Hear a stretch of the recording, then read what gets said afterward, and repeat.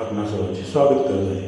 Necessary ते अडकूर रस्त्यावर कानडेवाडी गावच्या हद्दीत गुरुवारी 15 जानेवारी 2026 रोजी दुपारी 2 वाजण्याच्या सुमारास भीषण झालेल्या अपघातात नवजात 7 दिवसाच्या बाळासह एका कुटुंबातील 4 जण गंभीर झाल्याची घटना घडली।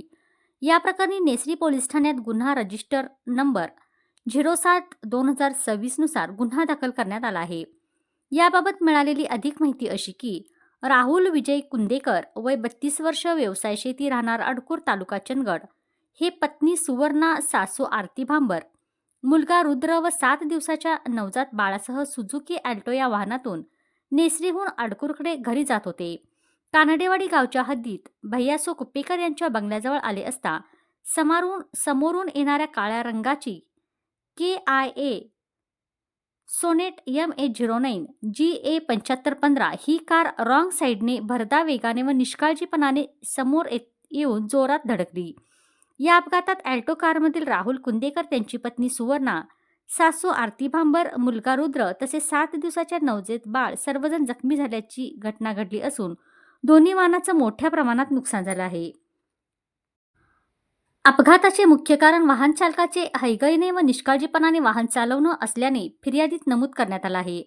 या घटनेबाबत नेसरी पोलीस ठाण्यात दिनांक 15 जानेवारी 2026 रोजी रात्री 11:15 वाजता गुन्हा दाखल करण्यात आला असून आरोपी स्वप्नील रवींद्र रानगे, राहणार कोल्हापूर, यांच्या विरोधात भारतीय न्याय संहिता कलम 281, 125 अ, 125 ब, 324-4 तसेच मोटार वाहन कायदा कलम 184 गुन्हा दाखल करण्यात आला आहे। सदर गुन्ह्याचा पुढील तपास पोलीस हवालदार 2157 तडवी हे वरिष्ठांच्या आदेशानुसार करत आहेत। ग्रामस्थांचा नेसरी पोलीस ठाण्यावर मोर्चा, आमदार शिवाजीराव पाटील पोलीस ठाण्यात दाखल, कुटुंबाचा आक्रोश, तात्काळ कारवाईची मागणी। नेसरी येथे घडलेल्या गंभीर अपघातात प्रकरणी पोलिसांकडून होत असलेल्या दिरंगाई व संशयास्पद भूमिकेविरोधात संतापाचा उद्रेक झाला असून चंदगड विधानसभा मतदारसंघाचे आमदार शिवाजीराव पाटील यांनी आज नेसरी पोलीस ठाण्यास भेट देत थेट पोलिसांना जाब विचारला। या घटनेच्या निषेधार्थ हजारो संतप्त नागरिकांनी नेसरी पोलीस ठाण्यावर भव्य मोर्चा काढत न्यायाची मागणी केली। या प्रकरणात पोलिसांनी घटनास्थळी वेळेत पंचनामा न केल्याचा गंभीर आरोप ग्रामस्थांकडून करण्यात आला आहे। अपघात घडविणाऱ्या आरोपी वाहन चालकाची वैद्यकीय तपासणी करण्यात आली नाही, तसेच केवळ औपचारिक चौकशी करून आरोपींना मोकळं सोडण्यात आल्याचा आरोप उपस्थित करण्यात आला आहे। त्यामुळे पोलिसांच्या कार्यपद्धतीवर प्रश्नचिन्ह निर्माण झालं।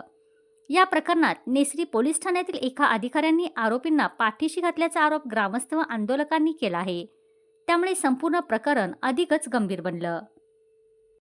दरम्यान नेसरी अडकूर हा रस्ता वाहतुकीच्या दृष्टीने अत्यंत वर्दळीचा असून या ठिकाणी वारंवार अपघात होत असल्याने भरधाव व निष्काळजीपणे वाहन चालकांवर कडक कारवाई करावी अशी मागणी नागरिकांतून होत आहे।